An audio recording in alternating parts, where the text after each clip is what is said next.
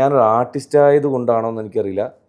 എൻ്റെ മനസ്സ് ചെറുപ്പത്തിലെ ഈ പാറിപ്പറന്ന് ഒരുപാട് യാത്ര ചെയ്യണമെന്ന് ആഗ്രഹിക്കുന്നുണ്ടാണെന്ന് അറിയില്ല. പലപ്പോഴും അവർ എന്നെ ഞാൻ ഉണ്ടാകണം എന്ന് ആഗ്രഹിച്ച സമയങ്ങളിൽ ഞാൻ അവരുടെ കൂടെ ഉണ്ടായിട്ടില്ല എന്നുള്ളത് ഒരു കാര്യം.